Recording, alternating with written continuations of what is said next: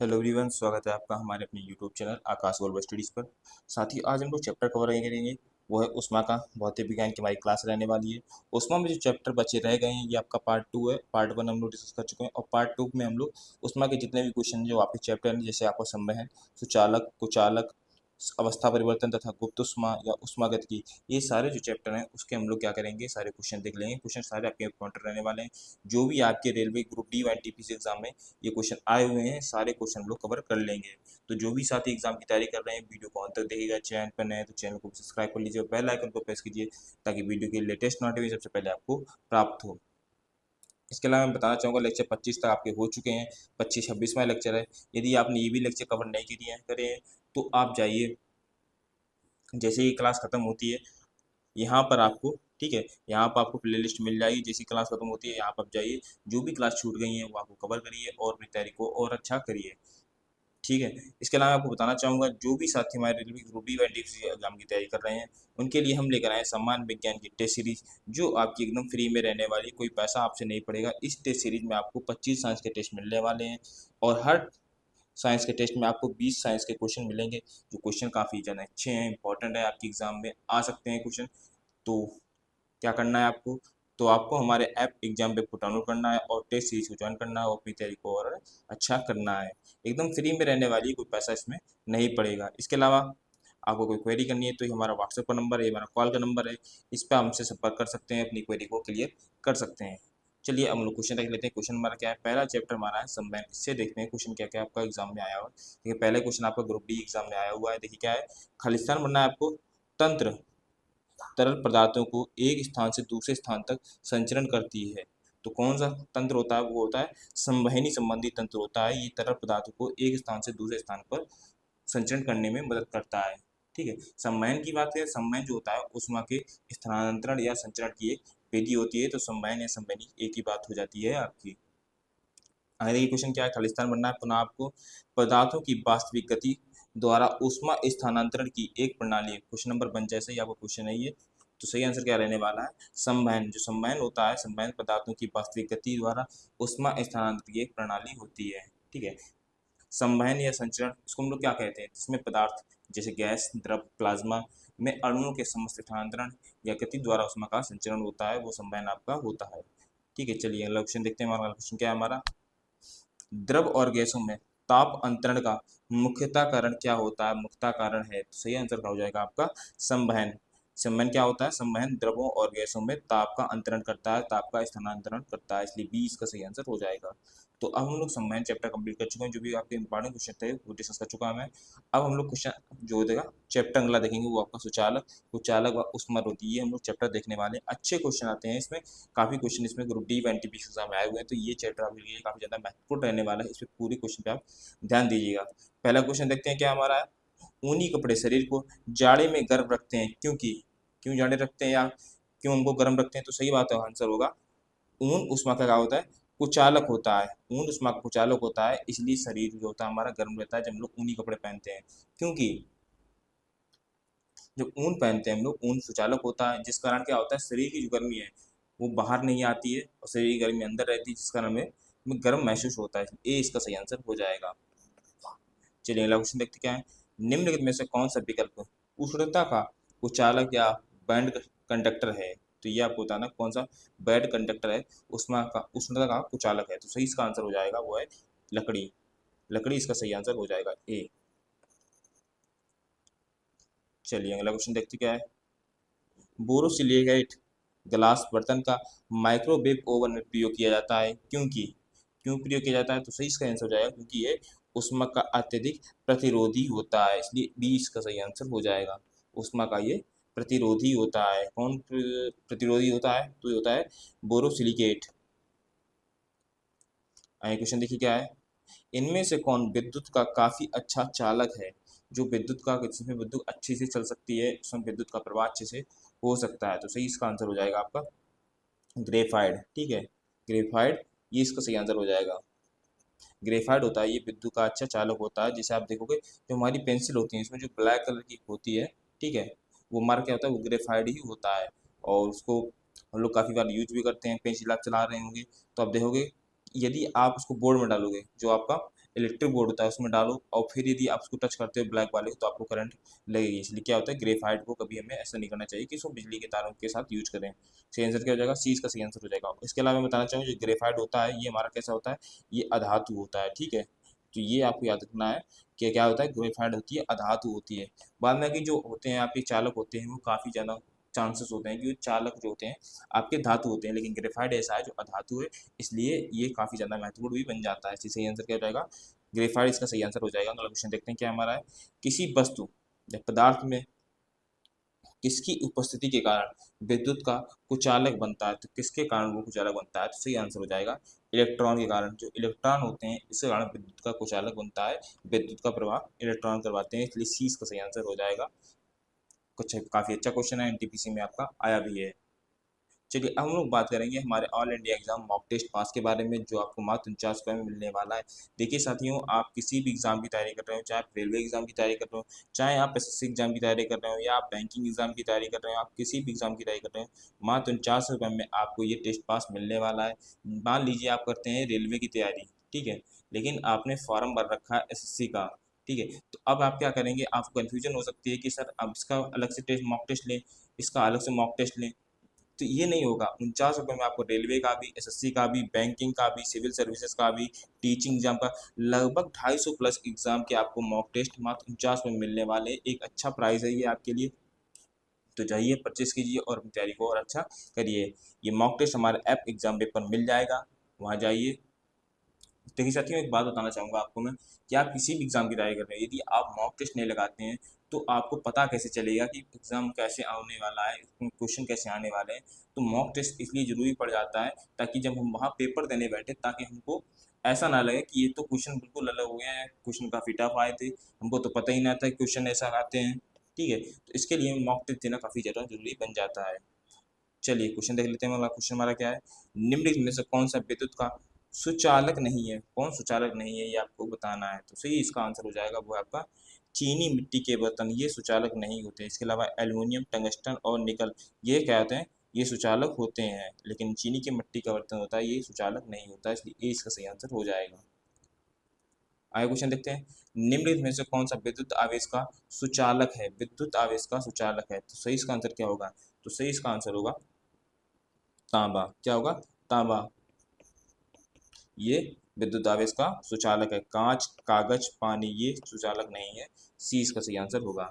साथियों, वर्तमान में जो आपकी क्लास चल रही है, इसकी यदि आपको पीडीएफ चाहिए तो आप हमारे टेलीग्राम चैनल को ज्वाइन कर सकते हैं, वहाँ पर आपको इसकी पीडीएफ फ्री में प्राप्त हो जाएगी, ठीक है। और टेलीग्राम चैनल का लिंक हमारे डिस्क्रिप्शन बॉक्स में है, वहाँ जाइए, अपने टेलीग्राम चैनल को ज्वाइन करिए और अपनी पीडीएफ को प्राप्त करिए और रिवीजन करिए।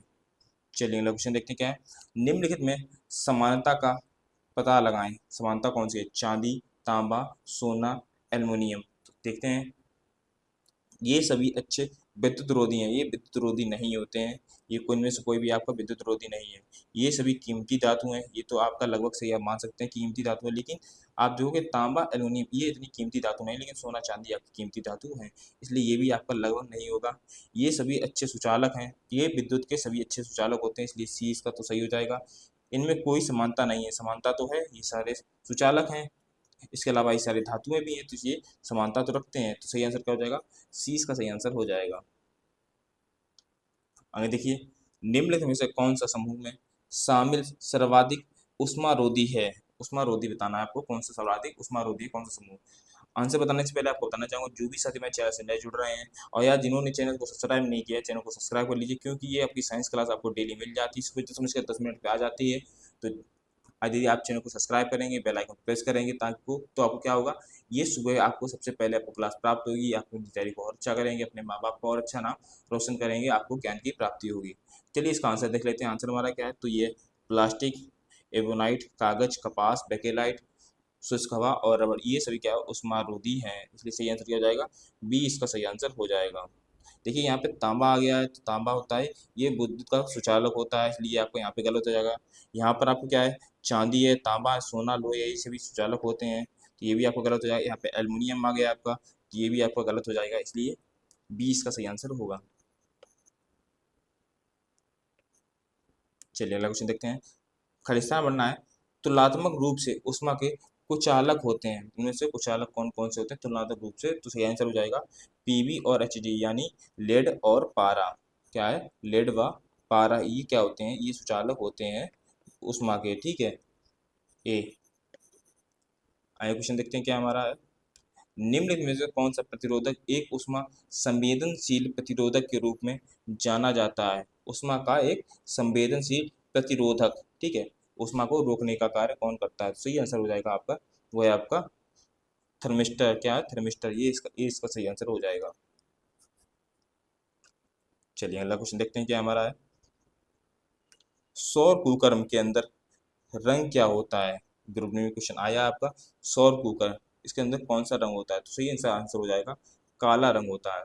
क्यों काला रंग होता है? क्योंकि जो काला रंग होता है वो ऊष्मा का अच्छा अवशोषक होता है। ठीक है, इसलिए सी इसका सही आंसर होगा। सौर कुकर में काला रंग होता है, उसके जो अंदर होता है वो काला रंग होता है। अब हम लोग टॉपिक चेंज करेंगे। अब क्या होगा हमारा? अवस्था परिवर्तन तथा गुप्त उष्मा, इसके बारे में हम लोग देखेंगे कि इसमें कौन से क्वेश्चन आपके आए हुए हैं एग्जाम में। पहला क्वेश्चन देखते हैं। वह तापमान क्या कहलाता है जब एक ठोस वस्तु वायुमंडल दबाव पर पिघलकर द्रव बन जाती है? तो सही इसका आंसर हो जाएगा, वो कहलाता है तापमान गलनांक। गलनांक कहलाता है। गलनांक में जो जो ठोस वस्तुएं होती हैं वो पिघल कर कैसे बन जाती है? द्रव बन जाती है। गलनांक होता क्या है? तो किसी ठोस पदार्थ का गलनांक वह तापमान होता है जिस पर ठोस अवस्था से पिघलकर द्रव अवस्था में वस्तुएं पहुंच जाती हैं, इसलिए ए इसका सही आंसर हो जाएगा। आगे क्वेश्चन देखते हैं क्या हमारा है। जिस तापमान पर तरल अपनी तरल अवस्था में ठोस अवस्था में परिवर्तित होता है उसे क्या कहा जाता है? उसे कहा जाता है खालिस्तान बनना है। तो सही इसका आंसर हो जाएगा हेमांक बिंदु कहा जाता है। क्या होता है? हेमांक बिंदु कहा जाता है। बीस का सही आंसर होगा। जो तरल होता है तरल अवस्था से ठोस अवस्था में प्राप्त चला जाए। ठीक है, तरल अवस्था से ठोस अवस्था में चल। देखिए आपका ये भी आपका क्या है, ये भी क्वेश्चन आपका लगभग सेम ही क्वेश्चन है, लगभग बराबर वाला क्वेश्चन है। सही आंसर क्या होगा इसका? 20 का सही आंसर हो जाएगा। आगे क्वेश्चन देखते हैं क्या है। 257 डिग्री सेंटीग्रेड पर जल की भौतिक अवस्था क्या होगी? देखिए आपको पता होना चाहिए कि जल का जो क्वथनांक होता है, जल का क्वथनांक पिछली क्लास में आपको मैंने बताया भी था कि क्वथनांक कितना होता है, वो होता है 100 डिग्री सेंटीग्रेड। इसके बाद क्या है, पानी उबलने लगता है और इसके ऊपर ही हम लोग जाएंगे तो पानी बाष्पीकृत होने लगता है। तो ये 100 से तो ऊपर ही है, तो आपका क्या हो जाएगा? तो सही आंसर हो जाएगा आपका कि 257 डिग्री सेल्सियस पर जो जल की भौतिक अवस्था वो क्या होगी? वो गैसीय हो जाएगी। जो जल होगा वो गैसीय अवस्था में बदलने लगेगा। क्वथनांक तो आपका 100 डिग्री हो गया, लेकिन मैं हिमांक की बात करें, हिमांक कितना होता है जल का? तो वो होता है आपका 0 डिग्री सेंटीग्रेड, या आप उसको केल्विन में बताओगे तो 273 केल्विन। चलिए आगे क्वेश्चन देखते हैं क्या हमारा है। पानी का क्वथनांक या बॉइलिंग पॉइंट जो है आपको खालिस्तान बनना है।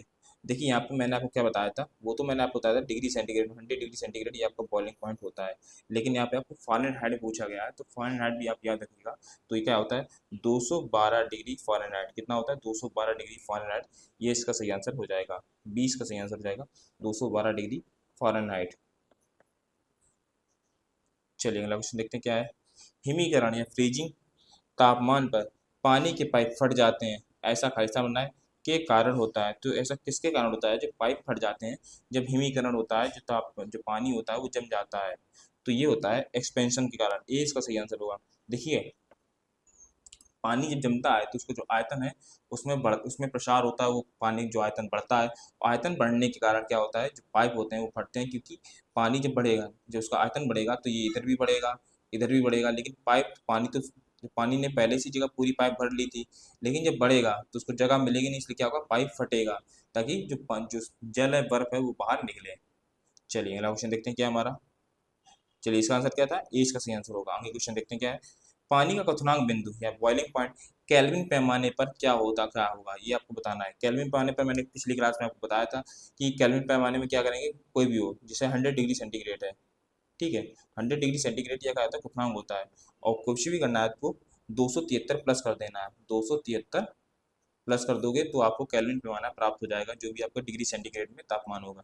तो डिग्री सेंटीग्रेड में तो तापमान पता है कि जो बॉइलिंग पॉइंट होता है वो 100 डिग्री सेंटीग्रेड होता है। इसको हम लोग क्या करेंगे, तो केल्विन परिवर्तित कर लेंगे, तो 100 प्लस 273, तो ये क्या हो जाएगा आपका? 373। कितना हो जाएगा? 373 केल्विन, ये आपका आंसर आ जाएगा। इसलिए सही आंसर क्या होगा? सी इसका सही आंसर हो जाएगा। आगे क्वेश्चन देखते हैं क्या हमारा है। उस तापमान को क्या कहते हैं जिस पर वायुमंडलीय दाब पर द्रव उबलना शुरू हो कर देता है? तो सही इसका आंसर क्या होगा? तो वो होगा आपका क्वथनांक। जो क्वथनांक होता है ये एक ऐसा पॉइंट होता है जो आपका द्रव उबलना यहाँ पे शुरू कर देता है। कितने डिग्री सेंटीग्रेड पर? तो 100 डिग्री सेंटीग्रेड पर ये उबलना शुरू कर देता है, इसलिए सी इसका सही आंसर हो जाएगा। चलिए अगला क्वेश्चन देखते हैं क्या हमारा है। अब हम लोग चैप्टर चेंज करने वाले हैं, वो है आपका सापेक्षिक आर्द्रता या बाष्पीकरण, इसको हम लोग देखेंगे। चलिए क्वेश्चन देखते हैं क्या हमारा। जल का बाष्पीकरण होता है। जल का बाष्पीकरण तो कैसा होता है? हिमांक बिंदु पर, संलग्न तापमान पर, समस्त तापमानों पर या क्वथनांक बिंदु पर? तो सही इसका आंसर हो जाएगा सी, समस्त तापमानों पर ये जल का बाष्पीकरण होता है, सी इसका सही आंसर हो जाएगा। आगे क्वेश्चन देखिए, खालिस्तान बनना है आपको। एक सतही परिघटना है, इनमें से कौन सतही परिघटना है? तो सही आंसर हो जाएगा बाष्पीकरण। ये एक सतही परिघटना है, याद रखिएगा, इंपॉर्टेंट क्वेश्चन है, ग्रुप डी में आपका आया भी है, सी इसका सही आंसर हो जाएगा। आगे क्वेश्चन देखिए क्या है। मिट्टी के बर्तन में रखा जल गर्मियों में, खालिस्तान बनना है, के कारण ठंडा रहता है। तो किसके कारण ठंडा रहता है? तो सही इसका आंसर होगा बाष्पन के कारण ठंडा रहता है। बाष्पन होता क्या है? तो बाष्पन या बाष्पीकरण की ऐसी प्रक्रिया होती है, इसकी प्रक्रिया के कारण जो मिट्टी के बर्तन है उसका जो जल हो ठंडा रहता है, घड़े के जो पानी है उसको ठंडा रहता है। क्योंकि जो घड़ा होता है हमारा, ठीक है, ये मान लीजिए घड़ा है, इसमें क्या होता है, ये छोटे छोटे छिद्र होते हैं। इनसे क्या होता है, इन छिद्रों से जो पानी होता है वो बाष्पीकृत होता है, और जब बाष्पीकरण होता है तो पानी जो होता है ठंडा हो जाता है, इसलिए डी इसका सही आंसर हो जाएगा, बाष्पन के कारण पानी ठंडा रहता है। क्वेश्चन देखिए क्या है। रेफ्रिजरेटर में निम्नलिखित में से किस सिद्धांत पर काम करता है? जो रेफ्रिजरेटर होता है निम्नलिखित में से किस सिद्धांत पर कार्य करता है? तो सही इसका आंसर क्या होगा? सही आंसर होगा बाष्पीकरण के सिद्धांत पर कार्य करता है, डी इसका सही आंसर होगा रेफ्रिजरेटर। रेफ्रिजरेटर में होता क्या है? तो देखिए इसमें क्या होता है, इसमें तांबे की एक वाष्पक कुंडली की फ्रियोन गैस भरी होती है। ये देखो, जब मान लीजिए कि ये मान लीजिए एक पाइप है आपकी, ये कैसी होती है इनकी फ्रिज में, तो वो होती है आपकी, ये तांबे से बनी होती है, और इसमें क्या होता है, इसमें फ्रियोन गैस भरी होती है। जब और ये बाष्पीकृत होकर ठंडा उत्पन्न करती है, ठंडा प्रदान करती है, ये फ्रियोन गैस। तो सही आंसर क्या होगा? डी इसका सही आंसर होगा। आगे क्वेश्चन देखते हैं क्या है। गर्मी अवशोषित करने के लिए तरल के बाष्पीकरण के सिद्धांत का प्रयोग में कैसा बनना है में किया जाता है? तो किसका प्रयोग किया जाता है? तो सही आंसर क्या होगा? तो ये होगा आपका रेफ्रिजरेटर का प्रयोग किया जाता है, 20 का सही आंसर हो जाएगा। देखिए आपको यदि पता भी ना हो यहाँ पे गर्मी दिया गया है, तो माइक्रो ओवन ये तो आपको बिल्कुल नहीं होगा, क्योंकि आपको बाष्पीकरण दिखाना है। इसके अलावा गीजर भी नहीं होगा, इलेक्ट्रॉनिक केतली भी नहीं आपकी होगी, इसलिए सही आंसर क्या होगा? 20 का सही आंसर होगा। चलिए अब हम लोग चैप्टर दोबारा चेंज कर रहे हैं, अब हम लोग देखेंगे उष्मागतिकी के जो नियम है, उसमें जो आपका क्वेश्चन आए हैं वो पूछेंगे, वो क्वेश्चन आपको देखेंगे। देखिए निम्न निम्नलिखित में से कौन सा विद्युत उपकरण जूल के तापन नियम पर आधारित नहीं है? तो कौन सा जो है तापन पर आधारित नहीं है? तो सही इसका आंसर रहने वाला है वो आपका वैद्युत प्लग एवं स्विच। ये अब है क्या है, ये जूल के तापन नियम पर आधारित नहीं है। इसके अलावा इलेक्ट्रिक केतली, इलेक्ट्रिक आयरन और विद्युत परिवर्तन में प्रयुक्त फ्यूज, ये आपकी कैसे हैं, ये आधारित हैं। तो सही आंसर क्या होगा? 20 का सही आंसर होगा। आगे क्वेश्चन देखते हैं क्या हमारा है। गर्मी सीधे खालिस्तान बनना है से संदर्भित नहीं होती। तो किससे संदर्भित नहीं होती सीधे? तो सही आंसर होगा थर्मल ऊर्जा के मापन में संदर्भित नहीं होती है, ये इसका सही आंसर हो जाएगा। ठीक है, तो संदर्भित किससे होती है? तो अणुओं की गति से, विद्युत चुम्बकीय तरंगों के माध्यम के स्थानांतरण से, और पदार्थों के थाइनोमाइड जो थर्मोडायनेमिक गुण होते हैं उनसे जो है गर्मी सीधे प्रभावित होती है, लेकिन थर्मल ऊर्जा के मापन से कोई प्रभावित नहीं होती। उसको मापन कर रहे हैं, माप रहे हैं, उसमें क्या ही गर्मी लगेगी किसी को, इसलिए ए इसका सही आंसर हो जाएगा। आगे क्वेश्चन देखिए क्या है। दाब व आयतन का गुणनफल तथा आंतरिक ऊर्जा के योगफल को क्या कहते हैं, ये आपको बताना है। देखिए उत्तर बताने से पहले आपको बताना चाहूंगा, जो भी यदि वीडियो पसंद आ रही है तो वीडियो को लाइक कर दीजिए, चैनल पर नए तो चैनल को भी सब्सक्राइब कर लीजिए, बेल आइकन को प्रेस कीजिए ताकि वीडियो की लेटेस्ट नोटिफिकेशन सबसे पहले आपको प्राप्त हो। तो इसका आंसर क्या होगा? तो इसका आंसर हो जाएगा आपका एंथैल्पी कहते हैं। ठीक है, सी इसका सही आंसर होगा। क्या इसका? दाब व आयतन का गुणनफल व आंतरिक ऊर्जा के योगफल को क्या कहते हैं हम लोग? एंथैल्पी कहते हैं, सी इसका सही आंसर होगा। चलिए अगले क्वेश्चन देखते हैं क्या है। उष्णता या हीट से संबंधित भौतिक विज्ञान की शाखा को क्या कहा जाता है? तो सही इसका आंसर रहने वाला है वो है थर्मोडायनेमिक। ठीक है, थर्मोडायनेमिक्स कहा जाता है, सी इसका सही आंसर होगा। थर्मोडायनेमिक्स या उष्मागतिकी कहा जाता है। उष्मागतिकी क्या होती है? तो इसमें उष्मा और ऊर्जा के अन्य स्वरूपों को तथा कार्यों के बीच संबंधों को अध्ययन किया जाता है। थर्मोडायनेमिक्स में इसका अध्ययन किया जाता है, किसका? उष्मा और ऊर्जा के अन्य स्वरूप तथा कार्य, इन सभी संबंधों का अध्ययन किया जाता है। चलिए अगला क्वेश्चन देखते हैं क्या है। ऊष्मागतिकी के किस नियम के द्वारा ऊर्जा संरक्षण के नियम को जानते हैं? इंपॉर्टेंट क्वेश्चन है। चलिए तो इसका आंसर क्या होगा? तो इसका आंसर होगा आपका प्रथम नियम। ठीक है, ऊष्मागति के जो किस नियम के द्वारा ऊर्जा संरक्षण के नियम को जानते हैं? तो प्रथम नियम से जानते हैं। प्रथम नियम क्या था हमारा? तो प्रथम नियम होता है कि ऊर्जा ना तो उत्पन्न की जा सकती है, ना ही नष्ट की जा सकती है। ऊर्जा को या ऊष्मा को केवल एक स्थान से दूसरे स्थान पर परिवर्तित किया जा सकता है, ट्रांसफर किया जा सकता है। तो 20 का सही आंसर होगा। चलिए अगला क्वेश्चन देखते हैं क्या हमारा है। खालिस्तान बनाए का प्रयोग स्वचालित हीटिंग उपकरणों में तापमान को नियंत्रित करने के लिए किया जाता है। तो इनमें से किसका प्रयोग किया जाता है? तो वो है आपका थर्मोस्टेट। थर्मोस्टेट का प्रयोग किया जाता है हीटिंग उपकरणों को नियंत्रित करने के लिए। 20 का सही आंसर होगा। आगे देखते क्या है। ऊष्मा संतुलन क्या है? तो इनमें से ऊष्मा संतुलन कौन सा है? तो पृथ्वी द्वारा अवशोषित आपतित ऊष्मा और विकिरण के रूप में बाहर जाने वाली ऊष्मा के बीच संतुलन ही क्या कहता है? आपका ऊष्मा संतुलन कहलाता है। इसलिए सी इसका सही आंसर हो जाएगा। आगे क्वेश्चन देखिए क्या है। ऊष्मा गति का कौन सा नियम एंट्रोपी को परिभाषित करता है? तो इनमें से कौन सा नियम होता है जो एंट्रोपी को परिभाषित करेगा? तो सही इसका आंसर रहने वाला है वो आपका तृतीय नियम परिभाषित करता है। और ये क्वेश्चन आपका क्लास का लास्ट क्वेश्चन था। अब हम लोग क्लास को एंड करेंगे, मिलेंगे क्लास में। चलिए थैंक यू, नमस्ते, जय हिंद।